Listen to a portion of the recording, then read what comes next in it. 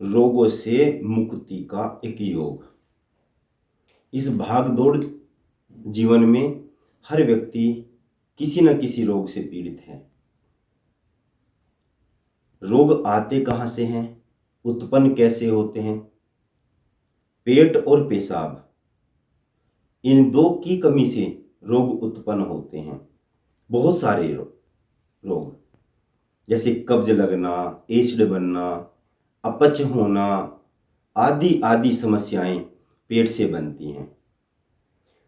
और जिस व्यक्ति को एसिड की समस्या रहती है, बदन में दर्द होना, गैस की समस्या रहती है, ऐसे ही व्यक्ति हार्ट से पीड़ित, लीवर से संबंधित रोग, मस्तिष्क और हृदय से संबंधित रोग उत्पन्न होते हैं। इन सभी रोगों से निजात कैसे पाएं? चाहे वो गैस हो, चाहे वो एसिड हो, चाहे वो अपच की समस्या हो। जब हम अपने इस भागदौड़ भरी जीवन में खान पीन हम सुधार नहीं सकते, हम किन किन वस्तुओं से बचें? सबसे पहले तो मनुष्य को चाय का सेवन नहीं करना चाहिए। जो भी व्यक्ति चाय का सेवन करते हैं उन्हें गैस और एसिड की समस्या बनी रहती है। इसलिए चाय को अधिक से अधिक अवॉइड करें। दूध में थोड़ा सा घी डाल करके पिया करें, तो हमारा पेट हमेशा स्वस्थ रहेगा, अच्छी तरीके से मल विसर्जन होगा। जब हमें रात्रि में सोना हो तब हमें शाम के समय दूध में थोड़ा घी डाल करके पीना चाहिए। एक पुरानी कहावत है, सुबह को दूध शाम को दही, मौत नहीं तो जहमत सही।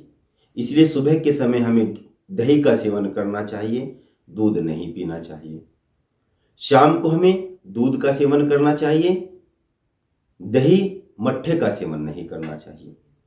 तभी यह कहावत बनी थी, सुबह को दूध शाम को दही, मौत नहीं तो जहमत सही। इसी प्रकार से हमारा विषय है कि हम गैस, एसिड, सिरदर्द, कब्ज आदि से, अपच आदि से कैसे निजात पाएं, इन रोगों से कैसे मुक्ति पाएं। पेट में पथरी होती है, किन कारणों से होती है? पैरालिसिस की शिकायत आती है, किन कारणों से होती है? जो व्यक्ति स्नान करते समय पेशाब करता है उस व्यक्ति को मांसपेशियों की सारी शिकायतें आएंगी। पैरालिसिस के अटैक, सब अटैक आएंगे, पैरालिसिस वाले सारे अटैक आएंगे। इसलिए स्नान करते समय कभी भी पेशाब नहीं करना चाहिए। कम से कम 10 मिनट पहले, कम से कम, वरना 20 मिनट आधा घंटा पहले पेशाब से निवृत्त हो जाएं। स्नान करने से पहले कम से कम 10 से 20 मिनट पहले हम पेशाब करें। इसी प्रकार से स्नान करते समय तो पेशाब करना ही नहीं। दूसरी बात, स्नान करने के भी लगभग 10 से 20 मिनट के बाद, कम से कम 10 और अधिक से अधिक 20 मिनट के बाद हम मूत्र विसर्जन करें। अगर हम ऐसा करते हैं तो पैरालिसिस वाले कोई भी सिम्टम बॉडी में नहीं आएंगे, मांसपेशियों की कोई शिकायतें नहीं आएंगी। भाई मांसपेशियों में नसों का ब्लॉकेज हो गया, मांसपेशियों का दर्द आ गया आदि, इसी किसी भी प्रकार का कोई दर्द नहीं आएगा। मांसपेशियों वाला पैरालिसिस वाला अटैक नहीं आएगा। दूसरा, जब हम पेशाब करते हो, पेशाब करते समय बैठकर पेशाब करें और अपना राइट हाथ वाला नाक ऐसे दबा लें। लेफ्ट से ही सांस लेना है, लेफ्ट से ही छोड़ना है। लेफ्ट साइड हमारा ये है, इसी से सांस लेना है, इसी से छोड़ना है। लेफ्ट साइड के नाक से ही हमें इनहेल करना है श्वासों का, और एग्जिट भी इसी साइड के नाक से करना है। अगर हम ऐसा करते हैं, उस व्यक्ति को स्टोन संबंधित, किडनी संबंधित, लीवर संबंधित कोई शिकायत नहीं आ सकती। 2, तो हमें जब पेशाब करना तो हम समझ गए होंगे, हमें राइट साइड के नाक को दबा करके बैठना है, बैठ करके पेशाब करना है, खड़े होकर पेशाब नहीं करना। यदि खड़े होकर पेशाब करते हैं तो टखनों में दर्द की शिकायत आ जाया करती है। बैठकर पेशाब करना है, राइट साइड के नाक को दबा लेना है, दबा करके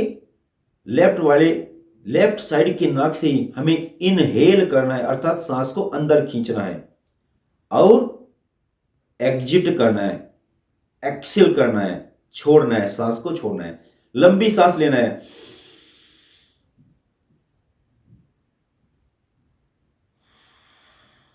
गहरी सांस लेना है, ताकि हमारी जो सांस है वो नाभि तक पहुंच जाए। हम अक्सर करते क्या है, हम अक्सर करते हैं कि हम जब सांस लेते हैं, सांस हम फेफड़ों से ऊपर ही रखते हैं, छाती तक रखते हैं। जो व्यक्ति गहरी सांस नहीं लेता, अपनी श्वास को, अपनी वायु को हम नाभि तक नहीं लेकर जाते, वही व्यक्ति बीमार होता है। हमें दिन में कम से 5, 7, 10, 20 बार गहरी सांस लेनी चाहिए और सांस रोकनी चाहिए।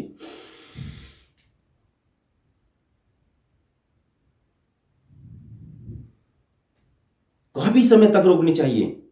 बहुत गहरी सांस लें और सांस लेकर के हमें नाभि तक लेकर आए। अगर ऐसा करते हैं, इनहेल करते हैं, वायु का इनहेल करते हैं और कर करके हम नाभि पर छोड़ रखते हैं, तो हम ऐसा करने से हमें बहुत सारे रोग नहीं होते, बहुत सारे रोग नहीं होते। इसी के साथ यदि जब हम मल विसर्जन करते हैं तो हमें ध्यान रखना चाहिए, लेफ्ट साइड के नाक को दबा लेना चाहिए और गहरी सांस लेनी चाहिए।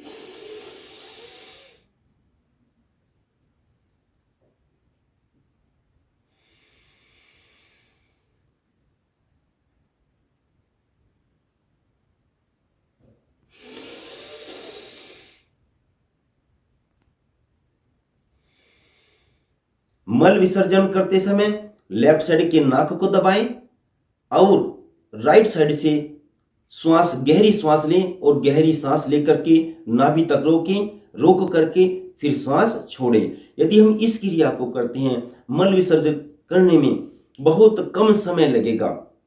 उस व्यक्ति को देख लीजिए, मात्र प्रैक्टिकल करिए, 2 से 3 दिन के अंदर उसको गैस, कब्ज आदि की शिकायत नहीं होगी। मल विसर्जन करने का समय निश्चित हो जाएगा, सुबह के समय या शाम का समय, 2 ही समय में मल विसर्जन होगा। जिनको बार बार मल विसर्जन करने के लिए जाना पड़ता है, पोटी करने के लिए जाना पड़ता है, लैट्रिन करने के लिए जाना पड़ता है, ऐसा नहीं होगा। समय से मल विसर्जन होगा।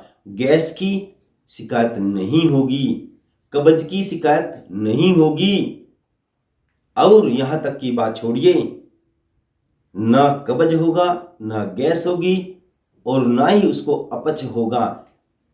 उस व्यक्ति का इनसे संबंधित रोग भी उत्पन्न नहीं होंगे। जो गैस से, जो कब्ज से, जो अपच के कारण से रोग उत्पन्न होते हैं शरीर में, वे कोई भी रोग उत्पन्न नहीं होगा। यदि हम ऐसा करते हैं तो हमारे शरीर में बहुत सारी बीमारियां, लगभग 70 प्रकार की बीमारियां नहीं होती, मेन बीमारियां नहीं होती। अब आप देखिए, स्टोन होना, पथरी होना, जब आप पथरी होना, किडनी की, लीवर की समस्या होना, जब आप राइट नाक को दबा करके पेशाब करेंगे, मूत्र विसर्जन करेंगे, लेफ्ट से श्वास आएगा जाएगा, तो आपको ये बीमारी नहीं होगी। कौन सी? पथरी की बीमारी, किडनी की बीमारी, लीवर की बीमारी, आदि आदि बीमारियां। जब आप स्नान करते समय मूत्र विसर्जन नहीं करेंगे, उसे पैरालिसिस का अटैक नहीं आएगा, मांसपेशियों की शिकायत नहीं आएगी। और जब अपना लेफ्ट नोस्ट्रिल दबा करके मल विसर्जन करेंगे, तब ऐसे व्यक्ति को गैस, कब्ज और अपच की बीमारी नहीं आएगी। जब मल विसर्जन करना हो तो अब हम लेफ्ट नोस्ट्रिल को दबा लेंगे और राइट वाले नोस्ट्रिल से श्वास अंदर लेंगे और श्वास छोड़ेंगे। इस क्रिया को यदि हम एवरी डे करते हैं, कुछ ही दिनों में आपका शरीर ग्लोब में आ जाएगा, सुंदरता, आकर्षण वाला हो जाएगा। और आपको एक और बात बता दूं मैं आपको नेगेटिव थिंकिंग भी नहीं आएगी। यदि हम दिन में को 5 से 10 बार हम गहरी श्वास लेते हैं